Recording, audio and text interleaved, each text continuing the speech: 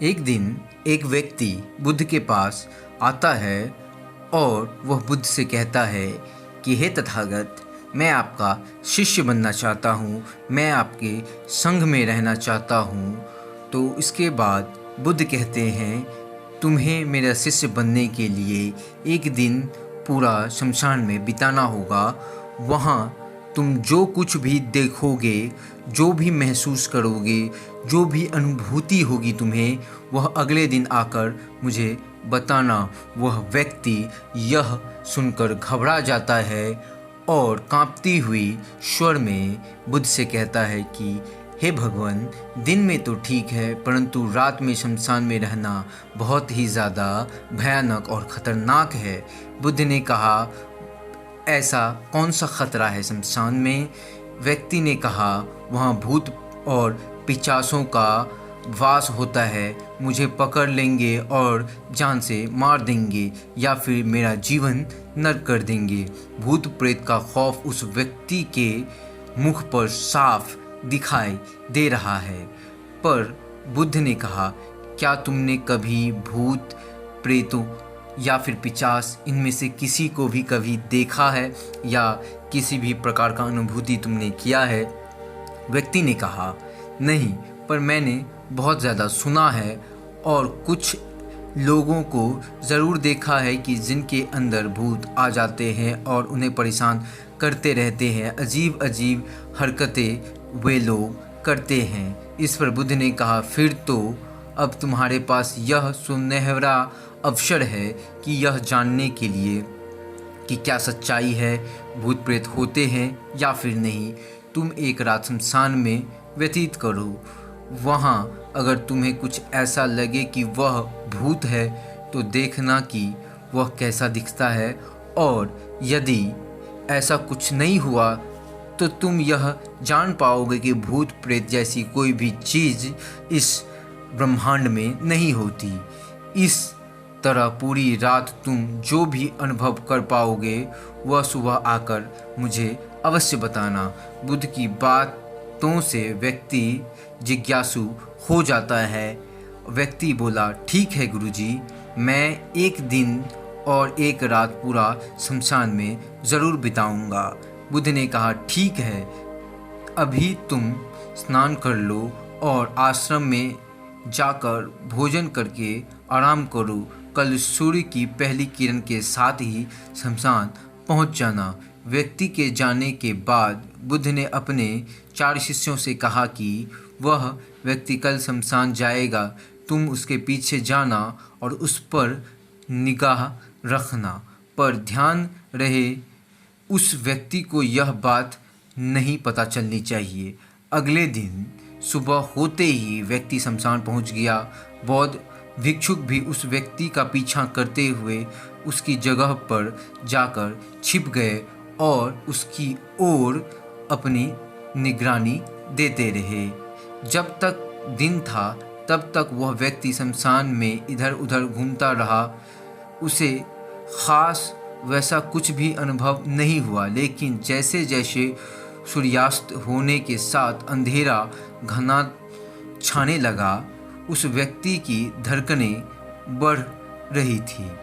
किसी तरह उस व्यक्ति ने पूरी रात शमशान में गुजार ही ली और सुबह होते ही वह व्यक्ति बुद्ध के पास पहुंच गया। बुद्ध ने व्यक्ति से पूछा, बताओ, शमशान में कैसा समय व्यतीत किया तुमने? क्या अनुभव किया है और क्या देखा है? व्यक्ति बोला, हे तथागत, हे गुरुजी, जैसे ही मैं सुबह सुबह शमशान पहुंचा तो वहां कुछ घंटे बाद मुझे कुछ लोग की भीड़ शमशान की ओर आती दिखाई पड़ी, जो कि एक अर्थी लिए आ रहे थे। मैंने जब उन लोगों को ध्यान से देखा तो उनमें से कुछ लोग बेहद दुखी थे, कुछ लोग सामान्य और कुछ लोग बेहद सुखी के साथ मुस्कुरा रहे थे। वो लोग उस मृत इंसान के बारे में बोल रहे थे कि इस व्यक्ति ने बहुत अच्छे कर्म किए हैं, बहुत किस्मत वाला है ये। इसके बाद उस मृत बुजुर्ग के बेटे ने अपने वृद्ध पिता की चिता को मुखाग्नि दी। अर्थी के साथ शमशान आए। लोग कुछ देर वहीं खड़े रहे। चिता प्रचंड अग्नि की लपटों से धू धू कर जलती रही। सभी लोग मायूस खड़े जलती चिता को अपनी निगाह में छिपा रहे थे। जैसे जैसे चिता की अग्नि मंद पड़ने लगी, वहाँ मौजूद लोग भी वहाँ से जाने लगे। थोड़ी देर बाद वहाँ 2 और अर्थी आए, जिसमें एक अर्थी एक अमीर व्यक्ति की थी जो तरह तरह के फूलों से बहुत सजी धजी थी। उस अर्थी के पास बहुत से लोग थे। और दूसरी अर्थी एक गरीब व्यक्ति की थी जो कि बेहद साधारण और सामान्य थी, और उसके पास कुछ गिने चुने ही लोग थे। अमीर व्यक्ति की चिता चंदन की लकड़ी पर जलाई जाने लगी, जबकि गरीब व्यक्ति की चिता साधारण लकड़ी पर जलाई गई। पहले अमीर व्यक्ति की चिता को जलाया गया क्योंकि वह अमीर था। उसके बाद गरीब व्यक्ति की चिता को जलाई गई। दोनों व्यक्तियों की चिता जब जल गई तो सभी लोग शमशान से चले गए, लेकिन मैं वहीं खड़े चिताओं को देखता रहा। अब बुद्ध ने कहा, तुमने उन चिताओं को देखकर क्या समझा, क्या अनुभव किया? व्यक्ति ने कहा, हे तथागत, दोनों की चिता सामान्य थी। दोनों के ही शरीर उस चिता के समान तरीके से ही जले। उसके बाद जब कुछ जलकर राख में बदल गया तो वह राख भी दोनों का एक समान ही था। गुरुजी, उसके बाद वहाँ पर एक औरत की अर्थी आई और उस औरत का पति बहुत ही ज़्यादा दुखी था, फूट फूट कर रो रहा था। अर्थी के साथ शमशान से आए बाकी लोग भी बहुत दुखी थे। वह भी उसके अर्थी को देखकर रो रहे थे। उस अर्थी के पति को सांत्वना दे रहे थे। हे बुद्ध, हे गुरुजी, मैंने उसमें देखा कि बहुत से लोग काफ़ी ज्ञानी थे। वह ज्ञान की बातें कर रहे थे। मैंने ध्यान से उनकी बातों को सुना तो वह बोल रहे थे कि अर्थी की सवारी करते हुए मृत होकर एक दिन तो सबको यहाँ आना ही है। जीवन हमें इंसानियत और परोपकार ही सिखाती है। अधर्म कर्म से दूर रहना चाहिए। किसी को कभी कष्ट नहीं देना चाहिए अपने जीवन में। धन के पीछे हमेशा भागकर जो हम अपने जीवन का सुख चैन गवा बैठते हैं और अंत में जो भी धन इकट्ठा करते हैं वह कुछ हम अपने साथ दूसरे दुनिया में नहीं ले जाते। गुरुजी, इसके बाद शमशान में कोई अर्थी नहीं आई। इस पर भगवान बुद्ध ने पूछा कि तुम सारी रात वहीं खड़े रहे तो क्या कोई भूत प्रेत तुम्हें दिखाई दिया? व्यक्ति बोला, नहीं, वहाँ मुझे कोई भूत या प्रेत नहीं दिखाई दिया। हालांकि मन में एक डर तो था, पर सच कहूँ पूरी रात अपने आप से मैंने यह कहा कि मैं तो डर ही रहा था। कभी हवाओं के हिलने से, पत्तों की आवाज़ से डरता रहा तो कभी वहाँ आसपास मौजूद जीव जंतुओं की विभिन्न विभिन्न आवाज़ों से। सारी रात सहम रहा था मैं, लेकिन पूरी रात में मुझे कोई भी भूत या प्रेत नज़र नहीं आया। बुद्ध ने उस व्यक्ति से कहा, ठीक है, अब तुम जाओ और आश्रम में आराम करो। कल फिर तुम्हें पूरा एक दिन और एक रात शमशान में बिताना होगा। तो वह यह व्यक्ति सुनकर बोला, कैसी बात कर रहे हैं गुरुजी? आपके ही कहने पर मैंने एक दिन पूरी शमशान में बिताई। वो समय मैंने कैसे काटे हैं वह मैं ही जानता हूँ। अब तो दोबारा मैं वहाँ नहीं जाऊँगा। बुद्ध ने कहा, देखो, जो ख़ास चीज़ तुम्हें वहाँ जाकर मिलनी है वो तुम्हें अभी तक नहीं मिली। जब तक वो चीज़ नहीं मिल जाती तुम्हें संग में मैं शामिल नहीं कर पाऊँगा। तुम एक दिन वहाँ और जाओ, रुको, तुम्हें वह अवश्य मिल जाएगी। व्यक्ति बोला, ठीक है, मैं कल एक दिन और एक रात के लिए वहाँ उस शमशान में ज़रूर जाऊँगा।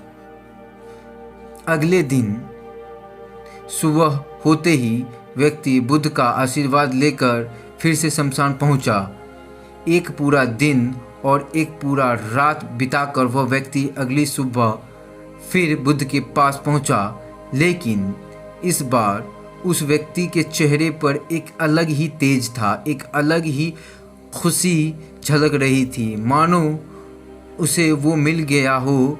लेकिन बुद्ध उसके मुंह के समीप इसीलिए नहीं जा रहे थे क्योंकि वह उनसे पूछना चाहते थे कि वहाँ क्या हुआ। व्यक्ति बोला, गुरुजी, मुझे वह चीज़ मिल गई। बुद्ध ने पूछा कि बताओ क्या मिल गई तुम्हें। व्यक्ति ने कहा, हे तथागत, मैंने जीवन का अर्थ समझ लिया है। आज मैंने वहाँ देखा कि कुछ लोग शाम को मुझे अर्थी पर लेकर आ रहे हैं। मुझे 4 लोगों ने अपने कंधों पर उठा रखा है। मुझे कुछ 15 से 20 लोग रोते हुए बिलखते हुए दिखाई दे रहे हैं। मेरे पिता अर्थी के आगे चल रहे हैं और कुछ लोग नाम सत्य है बोलते हुए मेरे ऊपर फूलों की बारिश कर रहे हैं। मेरे सभी रिश्तेदार बहुत दुखी हैं। भीड़ में मौजूद कुछ लोग तो सिर्फ दुखी होने का एक स्वांग या फिर नाटक सा ही दिखाई दे रहे हैं। कुछ लोग मेरे पिता को सांत्वना दे रहे हैं।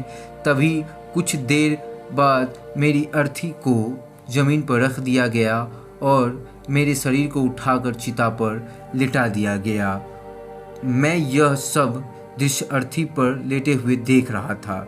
मैंने उस अर्थी से उठना चाहा पर उठ नहीं पाया। मैं सांस लेना चाहता था पर सांस नहीं आ रही थी।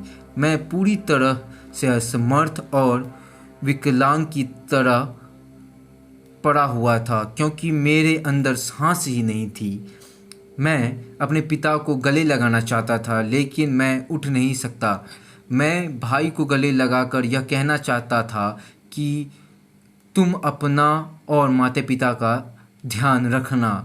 घर व परिवार की जिम्मेदारी अब तुम्हारे ऊपर बहुत ज़्यादा बढ़ गई है और इससे मेरी आत्मा को शांति मिलेगी। कुछ समय बाद मेरा मुंह कपड़े से ढक दिया गया और मेरे शरीर के कई ऊपर बहुत सारी चंदन की लकड़ियाँ को जो है वो बिछा दिया गया और फिर उसके बाद मुझे अत्यंत गर्मी महसूस होने लगी क्योंकि मेरे शरीर में अग्नि लगा दी गई। धीरे धीरे लकड़ियों के साथ मेरा पूरा शरीर जलने लगा। मेरा दम घुट रहा था। मैं उठना चाहता, आखिर अग्नि के प्रचंड रूप ले लिया। धीरे धीरे मैं भी उस अग्नि से पूरी तरह जलकर राख हो गया। पूरी रात मैं खुद को ऐसा ही जलता देखता रहा। मैंने देखा कि अंतिम रूप में मैं एक राख बन चुका हूँ। उस पूरी रात ना तो मुझे डर लगा और ना ही कुछ डर की अनुभूति हुई। जब आंखें खुली तो एक तीव्र रोशनी मेरे आंखों पर पड़ी। मैंने देखा कि यह तो मैं खुद ही अपने आप को देख रहा हूँ, वह भी शरीर के साथ। मुझे बहुत सुखी का अनुभव हुआ। उसके बाद मेरे मन से न जाने किसी भी तरीके की भ्रम और डर समाप्त हो और मैं आपके पास सुबह होते ही आ गया। बुद्ध मुस्कुराए और बोले कि तुम अब संघ में शामिल हो सकते हो क्योंकि तुमने अब ज्ञान रूपी उस बीज को प्राप्त कर लिया है जिसमें शरीर को भूलकर स्वयं को जानने की इच्छा होती है। इसी ज्ञान की प्राप्ति के लिए मैंने तुम्हें शमशान भेजा था।